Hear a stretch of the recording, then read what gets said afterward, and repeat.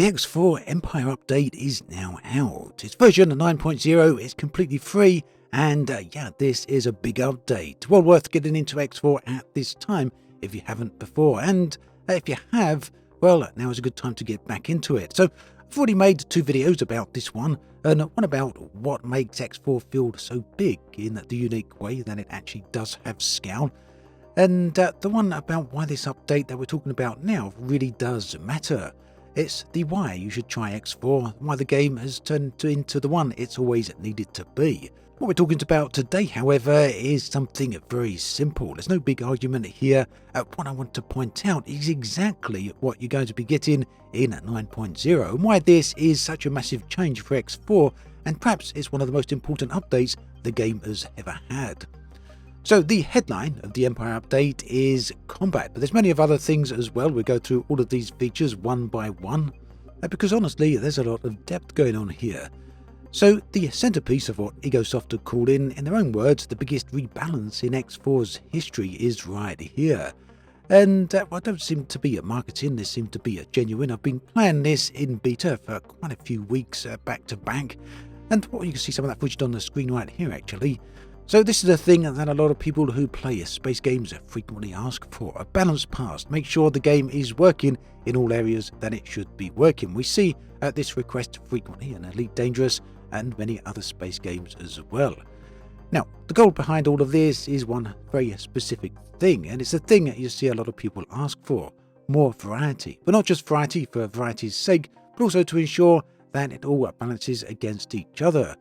So for a long time in X4, a lot of the way the weapons and a lot of the way the ships worked weren't worth really using.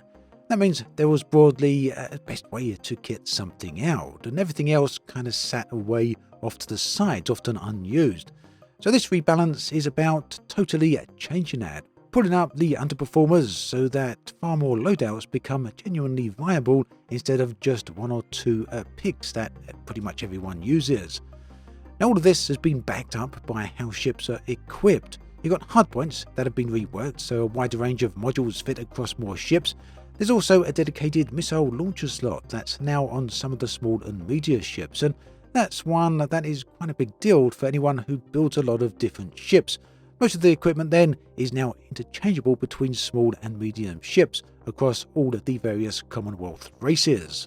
Okay, it sounds nice, right? But yeah, I know some of you probably get bored with details like that. Don't go away. The next one is a very big deal indeed. It's called the Travel Drive Stability. So this is one of the 3 main pillars that have been going in, and what this does is address an old problem that X4 has had pretty much since day one.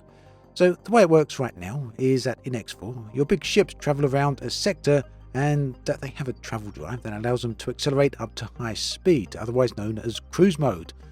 And the way that this actually works, if that you're hit by any damage, you're instantly knocked out of that hyperspace, that super fast speed. You're back down to a regular mode.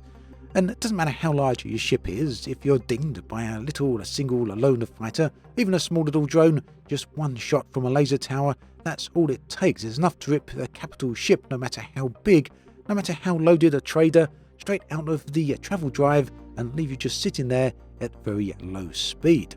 And yeah, for a lot of people that was quite frustrating, because obviously if you've got a big ship, think of Star Destroyer here, going through massive fast speeds and just getting a little tiny ding from R2-D2 just squirting something at it, and it drops out of hyperspace or drops out of light speed and just goes really slow suddenly. This is obviously ridiculous, and not only is it ridiculous conceptually, but it gets quite tedious when you're trying to fly around in space with these large ships.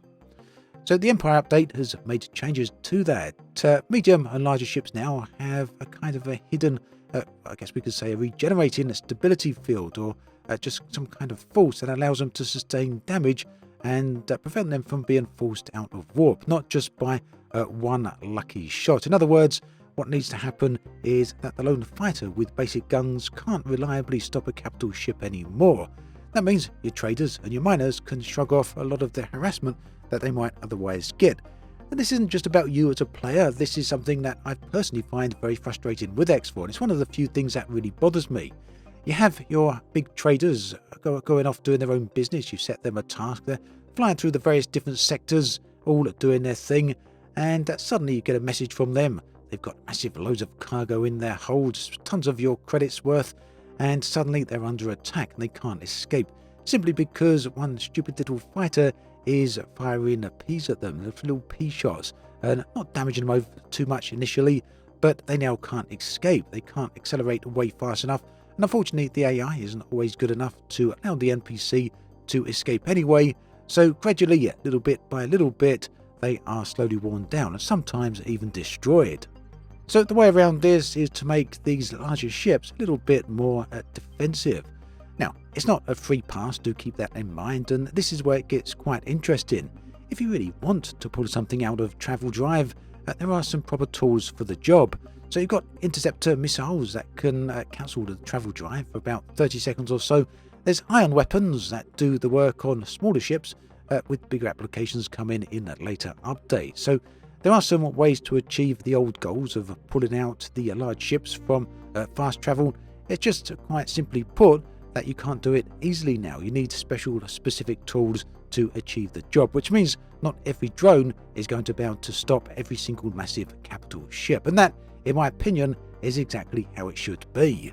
And then we've got the third big pillar here, which is priority orders. And for my money, this is one of the most useful single additions to the whole update. So the new priority order system, if you've commanded a fleet in X4 before, you will know the feeling. A fight kicks off, things are happening across the sector, and getting your ship to do the very specific thing you need, whether that's escaping, whether it's docking, whether it's fighting back, and you want them to do it right now, well, this has always been a bit of a wrestle, because like I say, the AI can be a little bit dopey when it comes to some of these type of things, and it just really doesn't do what you're asking it to do, and ultimately your ship can end up in trouble. So priority orders change that. What's happening now is that the effect of your orders that you issue to it, whether via the galaxy map or by right-clicking on the ship itself, are absolutely immediate. They're RTS-style controlled with an immediate effect. You issue an order, it takes precedence, the ship ultimately or instantly responds, and the timing of this is of course not accidental. Egosoft tied it directly to the harder combat. If fights are going to ask more of you because combat is getting a little bit more difficult here, then you really do need the tools to be able to keep up with them. It'd be no good if combat suddenly gets harder and suddenly you're all at the mercy of these more advanced pilots that are on the opposing side to you. So those are kind of the big pillars of the Empire update, but if you want to look past all of that, there's a lot more going on here under the hood as well. And these are the kind of things that you might not necessarily notice because they're often happening in the background. In short, it's a change to how resources behave. So it used to be pretty simple. A resource field sat where it sat and you mined it. Now it's dynamic. When a resource area gets depleted, new resources can emerge somewhere else in the region. And that means mining isn't a set and forget anymore. You or your miners have to actually find the good spots, and availability shifts over time instead of staying fixed. So I'll be honest with you about some of the reception on this one, because that's what is the whole point of these videos, isn't it? A lot of players are finding the mining changes more incremental rather than entirely revolutionary. The AI handles a lot of the legwork here automatically because, as you know, if you've played X4 before, you will set a ship to mine in a specific sector and it will mine that specific sector, just so long as you've got some satellites there to help with it and knows where to look. So obviously, if the current field depletes, the ship will just move on and try and find something else. But nevertheless, it keeps the game a little bit more dynamic and a little bit more mixed up. And talking of mix, there is of course a new resource in the mix as well. So you can now process the Kark Rex. The Kark, of course, being everyone's least favourite swarm of total nuisance ships. They kind of set off in their bases out the field of view of your sectors, jump in and cause all sorts of problems, often when you just think the going is starting to get really good. But now you can make at least some use of them. When you destroy them, you can now process their wrecks, and that's quite a nice change for the economy as well, because it makes the world systems feel a little bit more connected to each other. You've got these ships, these hostile enemies coming in from the outside, and even though they are a nuisance, now that you destroy them, you can make them a bit of a resource as well. And now, elsewhere, in what feels like a little bit of a step outside of Star Citizen, there's a new station module in the game. You'll be aware that you can dock at stations here, get out, of course, and walk around. What's new is a new module called the Ship Showroom, and it's exactly what it sounds like. It's a place where you put all your prized ships on display. It might feel a bit weird to some of you for a single-player title, but I think the whole point of it is, well, it's immersion, isn't it? You can get in there and see all your ships just sitting there. All the ones that you spent tens of hours, 80 hours, 100 hours, whatever, thousands of hours in some cases, actually building up. And also, I'd be remiss for not mentioning that the map has some UI improvements scattered throughout as well. These are the kind of things that you don't necessarily notice individually, but yeah, UI has been somewhat of a problem with X4 right from the start. And whilst this isn't going to fix things if you bounced off the game before due to the UI, this isn't going to fix those problems. It nonetheless does improve the overall flow of that. So yeah, what we're seeing here is that X4 is a massive update. I've not covered absolutely everything here, but I have covered enough of the content to show you exactly what's important, whether or not it should give you an impression, whether or not you should jump back in again. So yeah, that's the Empire update. It's the biggest rebalance in the game's history. We've got a fleet command system that's been improved and really kind of keeps pace with what's going on around you. We've got big ships that can now hold their ground the way that they really should, and an economy that changes around you and resources that keep shifting as well. The nice thing with X4 Foundations then is that it never stays still for long. The game is closing in on 10 years old at this point, and it's better than ever. A great time to jump in if you haven't already. Do check out all the links in the video description. I try and link it to Steam if I remember, where you can find out more about the game or whatever you want to do. Thanks for watching this video all the way through. There is another one on the screen right here. Do take care, and I'll catch you next time.